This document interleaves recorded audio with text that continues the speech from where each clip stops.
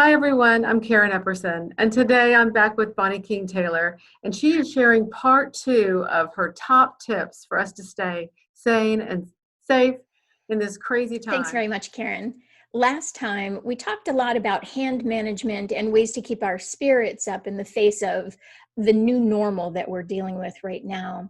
And next time, we're going to be talking about our relationships and managing them in close quarters.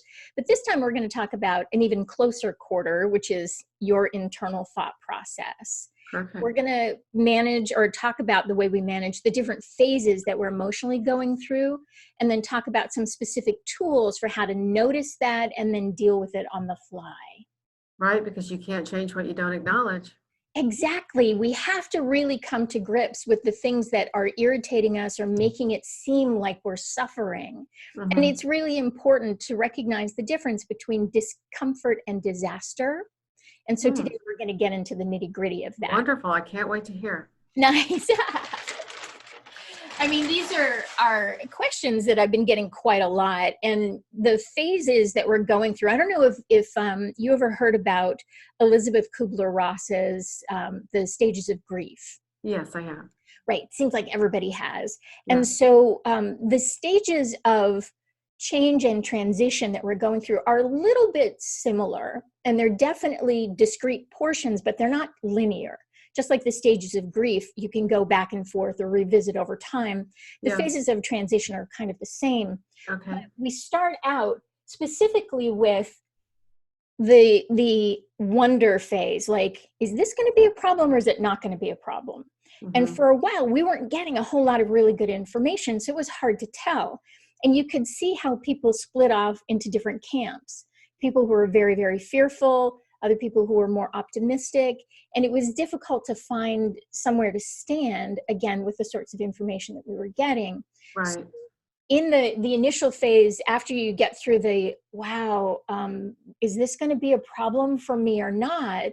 There's a little bit of a sense of relief when we're finally told, yes, this is what's happening, right? Hmm. I don't know if you've ever had this experience where you're waiting for information and it's like, I just want this to be over, I right? just want to know when I can take action. Which direction am I going? Right? Exactly. Just tell me what to do, or tell me what not to do, or show me that you're willing to do what needs to be done.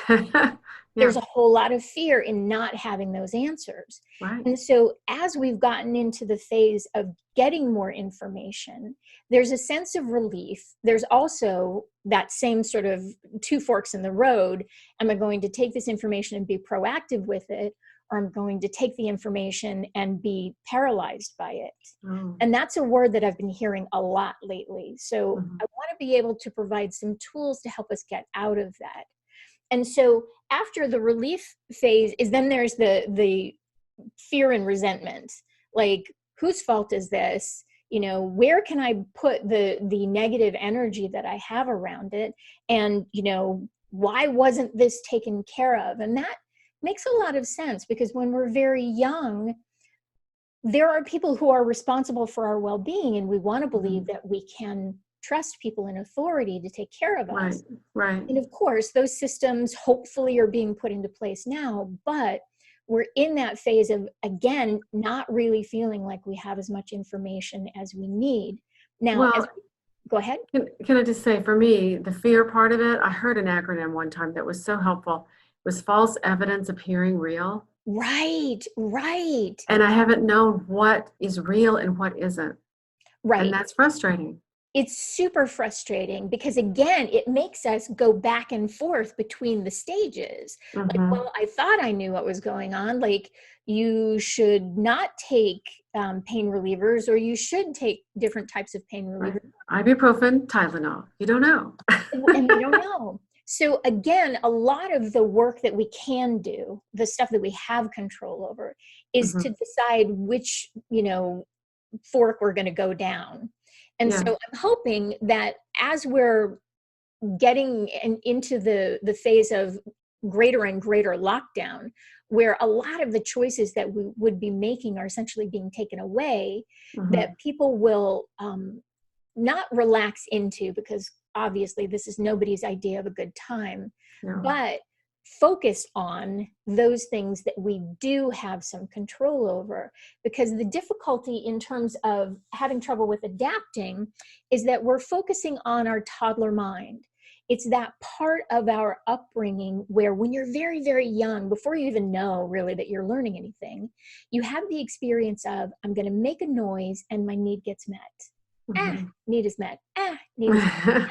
Need is met. And then there's a day where you make the noise and somebody says, be quiet, it's not time for that.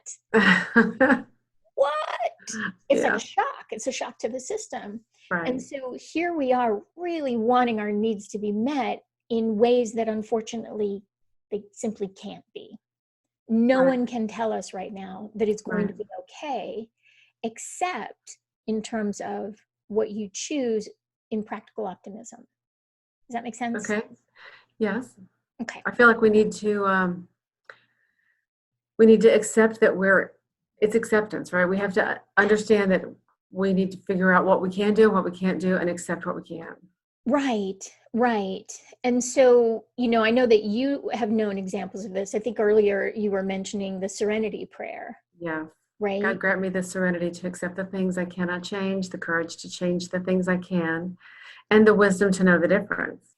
Right. And so that's where the tools that I offer come in, is giving you the wisdom to know the difference. Oh, perfect. Because as I was mentioning in the last video, we were talking about the fact that this particular issue, this phenomenon, for us can only be dealt with on the physical level. Right. Remember, we were saying that you and I are not the scientists who are creating the vaccine. We don't have that kind of agency at this point. Right. So our greatest, for lack of a better term, battlefield is our internal minds, which in some ways is almost worse, because that space inside your head can grow beyond imagining, right? It is a vast landscape that is bigger on the inside. And so in order to kind of have a greater sense of control, one of the things that we can do is have a conversation with ourselves about what is it that's causing us to have trouble adapting to the new normal. Are we irritated with our families? Are we mad about things that haven't been taken care of? And again, I use the toddler method, but I also want to sort of bring to mind an analogy that I think a lot of people can relate to. Like back in the old days, there was the Coke machine, right? There was the promise of relief, or the promise of pleasure. Like you were going to get the sugar water that you crave. I used to have a crush on Dr. Pepper, but we broke up. You know what I'm saying? It's like we all have our thing. And so you would walk up to the machine and you would put your coins in and you would get the can. And it was a ritual of expectation, right? Yes. Coin, can, coin, can, coin, can, coin, no can. What do? You kick the machine, you yell at it, you use words that are not polite in public, etc. Because this is not fair. Hey, it should not be this way. We have a physical response to it. Yes. And so it's important to recognize when that feeling wells up, the things that you can do about it. And one of the most important things is to keep in mind that SUDS are not just for washing your hands. Okay. So I don't know if you've ever heard of the SUDS scale, but I am going to assume that you've been to a doctor who has asked you, on a scale of 1 to 10, where does your pain rate? Have you had that experience? Yes, I have. I think pretty much everybody has. And so SUDS stands for Subjective Units of Distress or Discomfort, depending on who's the author system, right? Okay. So you get to ask yourself, say, your kids who you're not used to being home all the time don't put their dishes in the dishwasher. And it starts to climb up your spine. And you expect that they should. Right.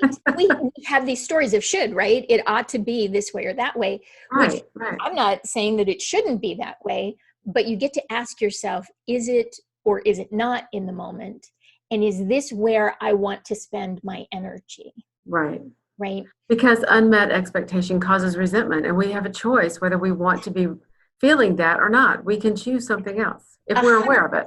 Right. Right. And so this is what I'm advocating for, is people recognizing that those feelings start in your body. Yeah. It's been said that thoughts are the language of the mind and feelings are the language of the body. I love And that.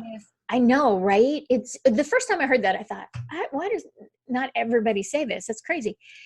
But what's also true is that 95% of the thoughts you have in a given day are subconscious and therefore in your body, not in your mind. Scary. Right? It We can hear be. this Yeah. from so many different authors these days. It seems to be a universal truth. And Mhm. so that being the case, you can notice where you carry tension in your body. Hmm. For me, I used to, I've gotten over it to a degree, but I used to have like the yoke problem, like my shoulders would climb up into my ears as I got more and more tense. And I used to consciously, tell myself to bring them down. I also, when I get adrenaline, I get very cold, right? Hmm. Where does tension rest in your body? For me, I do have the shoulder thing going a little bit, but I also notice that I like get my mouth, my jaw, I clench my teeth, and I start to get Mhm. anxious and a Right. headache. That causes a headache, and just one thing leads to the other. Right. And so then you start to tell yourself the story of what all that means. Mm-hmm. And I totally relate to the teeth grinding thing. I have to wear a thing at night, and I'm so grateful that they were invented because it significantly changed my experience of sleep. Right. And once you recognize that, once you notice it happening, then you can say to yourself, not why is this happening? Because to be perfectly frank, it doesn't matter why. Right. And very often why is kind of a bottomless pit. You may be and especially if it's with somebody else, like, why did you do that? Most of the time, the other person doesn't even know. Correct. Because again, it was a subconscious thought. Mm-hmm. And so noticing where your tension lies, and we're going to, in the next video, we're going to talk about a very specific visualization exercise to relieve that. But in the moment, you can ask yourself, this is my phrase for myself, in the overall scheme of the universe, how important is this really? Mm-hmm. And to be honest, sometimes the answer is pretty damn important, but most of the time, not so much. Mm-hmm. And it's not about letting people off the hook. It's not about, condoning bad behavior or anything like that. Mm-hmm. It's a question of, where do I want my energy to go? What's going to keep me healthiest and what's going to keep me happiest, right? And so we have the opportunity to give ourselves breathing room. And I don't know about you. I mean, I've never owned a cell phone in my life, but my iPod is crammed with apps. And, I've used 10% Happier, which is the Dan Harris book and sort of movement for meditation for skeptics. I love their sense of humor. And I use the Stop, Think, Breathe app. It has a breathing timer. Oh, I have used that as well. That's really good. I love that one. It's so simple. And I'm going to give you another idea that was given to me by a friend, and this is genius. So when you start to feel that physical tension, take an object. I like to use a pen because nobody notices it, Oh, okay. Good. And you can either, I'm going to do it here so you can see it, but if you lay it down on a table, what you're going to focus your attention toward the pen, but you're not actually looking at the pen. You are scanning your peripheral vision. So you're basically just, without moving your eyes, putting your focus as far out to the sides as you possibly can. Like a divergent focus. Right. And what's amazing about it is that it automatically slows down your breathing. I've used this in moments of extreme distress, and it has been a life changer. Thank you. That's a wonderful tool. Thanks. I was so grateful when I got it. I was like, oh, I'm keeping this one for life. Okay. So once you get yourself into this space of breathing room, then you can think more clearly, right? Last time we were talking about fight or flight and how you cannot be creative in moments of stress like that. And so once you go down this method of recognizing, sort of analyzing what your stress is, and then making a choice to relieve at least some of it, then you get to ask yourself some really important questions. Okay. And the first one is there a problem? Well, right now we're all sharing a big problem. Right. So, okay, we're automatically going to assume in this particular scenario, yes, we do have a problem. And so if that's the case, then you get to ask yourself the question of, can I act on this? Is there something that I can do? Do I have any control in this circumstance? And you gave us lots of those tips just the last video. Right. And so you get to entertain those and say yes. And so if you've got something to do, like the techniques that we were talking about last time, then why would you worry about it? Because you're doing what it takes, right? And if it turns out that you don't have control over it, then why would you worry? There's nothing you can do. Don't have any control. Right. And worrying just keeps us busy doing nothing. And it also weakens your immune system. So much so. Right? Stress will kill us just as surely as some of the other things that we're concerned about. Right. And so it's just self-defense to develop a different way to look at some of these stressors. When you're I was mentioning, it's called the Parker scale: forming, storming, norming, and performing. We come together because now we don't really have a choice, and we storm because we're trying to figure out how to be in space without climbing on each other's nerves. Right. And then it's norming, like, let's make the ground rules. Let's figure out how this is going to work. Okay. And I continually ask people to ask the question, how could this be great? I like that. How are we going to deal with whatever the terrible thing is, but how could we make it great? Yeah. Not just survive, but let's make it great. This is what I'm saying, because this is a really interesting time. I don't know if you saw the photographs of, like, the canals in Venice, where I did. Go ahead. Water is now clear, and there are fish, and there are dolphins. And swans. The air pollution has gone down precipitously in above major cities. So that's sort of analogous to the clearing that we can do in our own ecology. Of course. In our own minds and bodies. We might as well take advantage of the opportunity. Yeah. Right? Use this time to create something new. Let go of what we don't need and create something new. Because what we know is true is that a lot of this is the new normal. And we could go into a long conversation about why that's true, but we might as well make the best of it, because if things get fantastically better, yay! We will deal with them fantastically better. And if they don't, or if it takes longer than we think it should, we're still going to be okay. And so one of the tools that, I think I wrote this about 20 years ago. It really struck me one day that if you want, do; if you need, be. So if you want, say, respect from your partner or from your children when you're in these tense situations, then do the things that precipitate a respectful response. I know you have kids, and I'm assuming that as a mom, there are times when that experience is a little bit different. Well, they're not rational, and so you can't always be respectful with them and expect them to be respectful back, or you will be resentful because they won't do that. It's out of your control. But you do model that, and you continue to try to be the best person that you can be, because you want to be the best mom that you can be, and you do it as long as you can. Right. There's situations where you're hungry, angry, lonely, tired. Take a time out and just say, I need a break, get someone to help you. But kids are the most challenging, raising children is the most challenging experience I've ever been. Yeah. And I'm so glad you mentioned that. You mentioned the H.A.L.T model. When you get upset, you can ask yourself if you're hungry, angry, lonely, or tired. I think that's hugely beneficial, because again, those are actions. Those are things that you can do something about to change your frame of mind. Right. And, I personally believe that the most important thing we can teach children or anybody else is course correction. Right? You get into a frame of mind instead of, why is it always like this? Yeah. You can take a step back and say, okay, I'm frustrated because I'm not getting what I want. And Stephen Covey, who wrote The 7 Habits of Highly Effective People, said, when you hear somebody say you just don't understand, that's code for you're not doing what I want you to do. That's right. Right.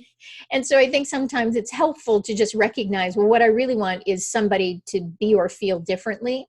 And again, we don't have control over that. No. We can say, I don't understand and I would really like to. Can you help me with that? And from that, you're going to get information that you wouldn't have otherwise if you were just saying, you're not doing what I want you to do. Right. So if you need that listening behavior, right? You mentioned children not necessarily being rational. If you need to be listened to in a different way, then you can model that and give them information. Absolutely. I once treated a very, very young child, and I don't normally see people under 7 years old because if intellectual discourse is not a part of the program, it's not really my strength. But this was a dire situation, and this child was so aggressive and very, very young, much, much younger than 7. And the parents kept saying, we just don't do that. We don't do this. As I'm like holding her off as she's biting through my clothing. Oh my And goodness. I stopped them and I said, clearly we do. Stop saying that. Yeah. Because it's not factually correct because it's happening in front of you. Yeah. So please speak what you would prefer. Right? Not stop doing, like last time and when I was saying, stop trying to not touch your face. Yeah. Because your neurology doesn't hear it that way. Here's So touch your face. have that frustration, think about, well, what would solve this for me? What would make me feel better? The answer should not be them not doing X or them wanting to do X that they don't want to do. Okay. So framing it is more in terms of, okay, what I actually want, which is I want them to understand that putting their dishes in the dishwasher is important. And this is why it's important. And some parents that I've talked to will say, well, they should just know. Okay, that's great. I just want to ask, has that been working for you up until now? So I would suggest trying something else. I mean, one of the things that you can do is model the behavior of illustrating for yourself first so that you can then teach it. What are the things that are going to make me feel, and in this particular case, the idea that I had in mind was what makes you feel rich? What makes you feel in what seems like a time of deprivation? What makes you feel really good in your home? Like the Danes have a term called hygge, which is just cozy comfort. And they live their lifestyles around it. I mean, I totally want to live in that lifestyle. Yeah. Because fireplaces, books, cups of tea, and fuzzy socks are like, pretty my great. jam. But, when I am thinking about, okay, what does it mean to be, air quotes, isolated? Well, it gives me the opportunity to focus on things that are really important to me. Pardon me. Like, for instance, I learned a habit 34 years ago when I was walking across the country with 1,500 of my closest personal friends, when we were required to put everything that we owned in 2 milk crates. That was all of the real estate we had, our stuff, except for our tents and our sleeping bags that were carried in a different way. But what happened, and it's interesting to me that pretty much all of us fell into this daily habit of what we called sifting the crates. So it's not like we had that much stuff, but we would go through it every day, just sort through it and reorganize it. Because what that said to our primate minds is, these are my resources. Right? It made it clear to us what we had versus focusing on what we don't have. And so flash forward this many years, and I love organizing closets. It's so calming to me, and I like it so much that I will literally leave the door open for a couple of days so I can walk by and just see in my eye, oh, that looks good. I can totally agree. I appreciate that. What is something that makes you feel rich? What makes me feel rich? There's some things that I can't control, which is I want happy, healthy kids that are, doing something they're passionate about and feeling good about themselves.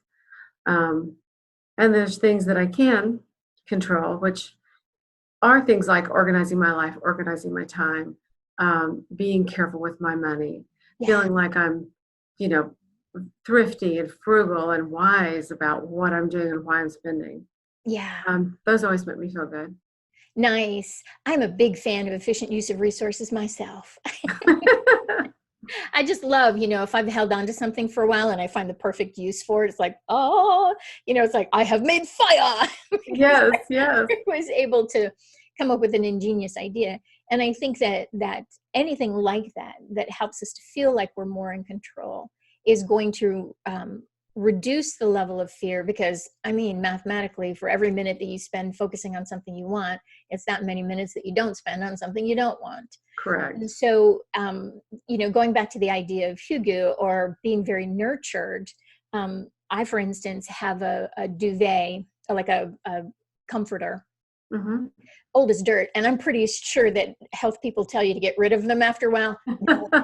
No I way. love this so much, Right. I love it. Cagney loves it. We're holding on to it. Good for you. So again, being able to be grateful for the things that we do have. Oh, I love that.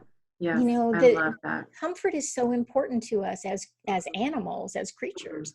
And so at this juncture, when we feel like so much has been taken away from us, just yesterday I was noticing something about the human spirit that brings a little tear to my eye. I'm so grateful for the ingenuity, and that we have this kind of technology, that artists, for instance, who are canceling concerts are just showing up on the internet and doing songs. Oh, that's wonderful. A lot of them, like Trevor Noah, who has a late night show. I think all of the late night hosts are doing their own version of their shows at home. And he's tied his to a charity that feeds school kids in New York. Oh, I love that. Isn't that wonderful? Yeah. So we have the opportunity, again, to think about those things that really give us that sense of control, that sense of, but beyond that sense of nurturing, which in some ways I think helps us to feel moments of freedom. Mm-hmm. When you feel grateful, it really changes your physiology, and it helps you to be more adaptive to the environment. Right. And it allows you the opportunity to receive more when you're grateful. Exactly. Your arms are open, your mind is open, the opportunities are there. 100% that. Mm-hmm. And so in this presentation and in the next one that we do, where we're talking about, managing our experience in relationships in terms of communication and behavior change, it really speaks to the power that we actually have. So in those moments when we hear ourselves saying things like, I'm so paralyzed, I can't do fill in the blank. It's important. I'm a big geek and I love movies. And one of the ones that I quote the most often is The Princess Bride. I do not think that word means what you think it means. That acknowledge those feelings. Definitely understand the impact that they're having on you. And I am more than happy. I'm thankfully getting referrals from clients who work with folks or have family members who need a little extra support at this time. And I have continuing hours, and I will add more hours as needed to help people come to that resolution, to use these tools and others to engage the part of you that can be practically optimistic. I love that, practically optimistic. Right, because not only are there things to be optimistic about, because I think I mentioned in the last presentation that every single generation in the human experience has had reason to believe it would be the last. Historically speaking, when you look back, that is the case for every single generation. That's interesting. It's true. It's true. I mean, it's not a good thing or a bad thing. It's just a fact. Right. And the truth is we will get through this. Yes, we will. And our degree of success in getting through it will be based on thinking about, what do I want my life to be like when this is over? Rather than focusing on the struggle of it right now. And this is not to pretend like things aren't the way they are. I mean, but focusing on the worst of it will not help us get to the best of it. Right. Thank you so much, Bonnie. That's beautiful. Thank you for You've being given us again. So many great tools, first with the first video, just about practically what can we do? And now we can move into a little deeper level about who do we want to be and who are we being? And is that looking at that? So I appreciate that. I'm looking forward to the breathing technique. I'm looking forward to some of the exercises that you have for us next time. Nice. I'm really looking forward to it too. And all of your contact information is below, right? You're going to put that in. And yes, it's right there at the bottom of the screen. And feel free, anyone who needs, please contact me for additional help. And cumulatively, the tools that we've been talking about in the last presentation, and we'll put a link to that down in the first comment, whichever platform you're watching us on today. And it's a cumulative process. So once you get through this video, and if you haven't seen the first one, then please go back to it, and then we'll let you know when the second one comes up, which will be in a few days. Thank you so much, Karen. You are a gift to me. Oh, I so enjoyed this time together. Thank you. It's an honor to share Thanks. this with you. Yeah, and Thanks. we look forward to seeing everybody next time. Bye-bye.